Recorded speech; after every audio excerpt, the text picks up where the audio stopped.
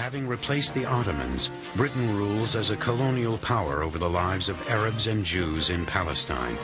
Its authority will soon be challenged.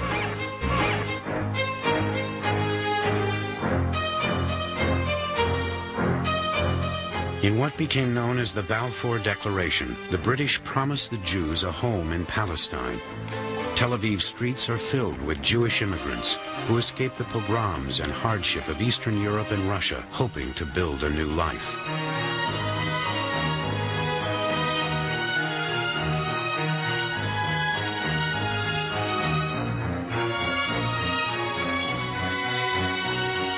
But reality soon shatters the dream. Palestine's Arab majority is furious at the promise of a Jewish homeland, considering Palestine Arab land. Britain tries to appease the Arabs, and in a secret white paper restricts Jewish immigration to Palestine. This infuriates the Jews. Like the British, we also have something to die for. The land. This is something more valuable than life, and something we will die for. Britain sends more troops to Palestine to restore order. The Jews know they cannot defeat the British by military means. They must resort to a different type of struggle, urban terrorism. We knew that this was the only way to build a state. If we hadn't fought the British, there would have been no state. To fight the British, the Jews form an underground terrorist organization called the Irgun. Their goal was to strike at symbols of British rule. The Irgun to which I belonged conducted selective terror.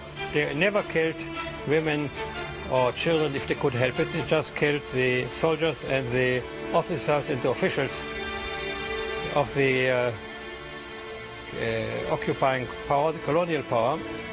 But even then, by accident or not accident, civilians were killed. I stayed in the Irgun for about 4 years.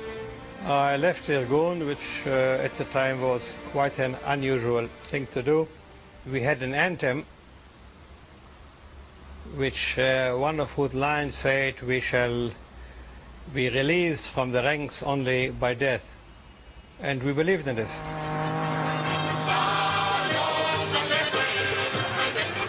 In the 1930s, persecuted by the Nazi regime, thousands of Jews escaped from Germany and flee to Palestine. Successive waves of refugees doubled the Jewish population, threatening the Arab majority. Violence soon breaks out. When we came to 1936, the atmosphere was ready for a sort of a decision, for a sort of a rebellion. It was fear that as long as these things go on, then there is a danger that Palestine one day would go into somebody else from its own owners. It is a full-scale rebellion by Arabs, a bloodbath, as Arabs attack Jews. Jewish communities are protected by a defensive home guard, the Haganah. But the underground Irgun escalates the violence and launches a campaign of terrorism against the Arabs. The Irgun recruits volunteers, eager to join the struggle despite the danger. To live in an underground organization like that is an experience which somebody who has not been in it cannot quite understand.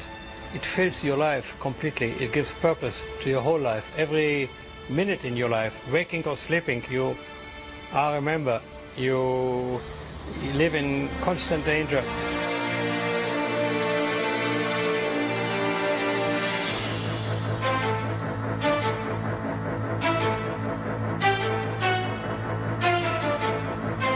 The key to an effective terrorist campaign is publicity. The Irgun realizes this and makes sure its actions receive widespread exposure. Leaflets publicize the Jewish cause, and warnings before blowing up buildings spread fear, another important element of terrorism.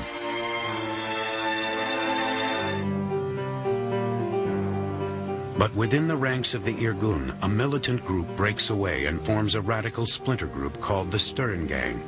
Working in tiny cells, they gather intelligence and escalate the violence. Their leader is Avraham Stern. He was on the one hand a fighter, on the other hand a poet. He wrote poems, a man of books. In the 1930s, Stern is a student at the University of Florence when Italy is in turmoil. Mussolini's fascists roam the streets, inflicting terror and fear. Their tactics and organizational skills impress Stern. He believes in violence to achieve political goals and writes poems glorifying martyrdom.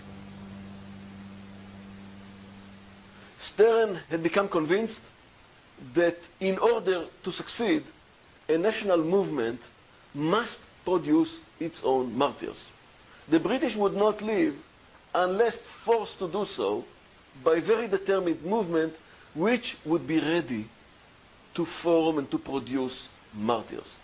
Since Stern was a great idealist, he saw himself as the archetype of martyrs.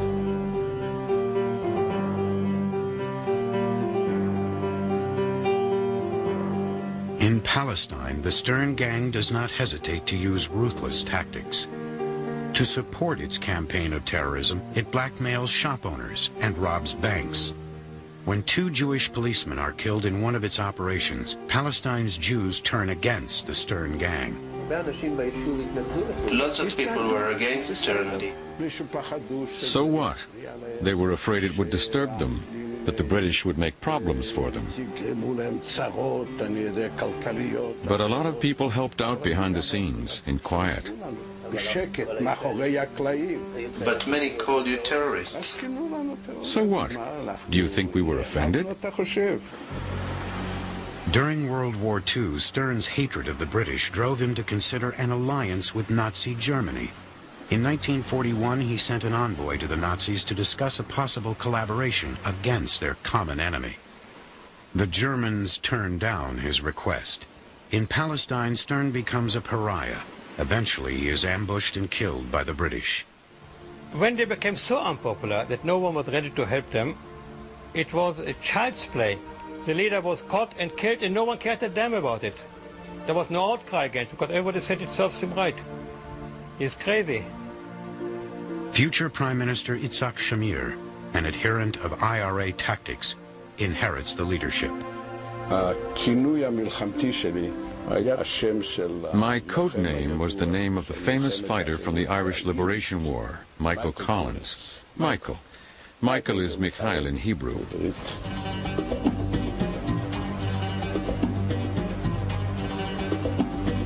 In 1944, the terrorism spreads to Cairo.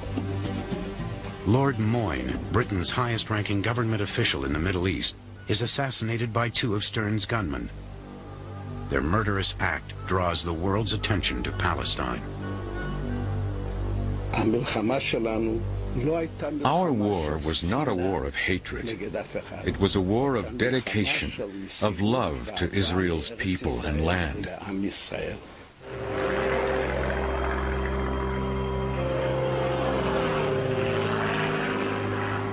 In 1945, the Second World War is over.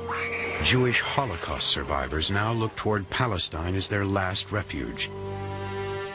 But Britain restricts immigration, turning many ships away.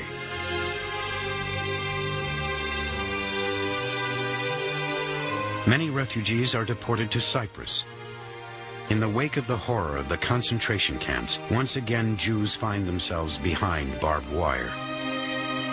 This callous policy inflames the fervor of the Jewish underground, and the Irgun intensifies the fight to expel the British once and for all.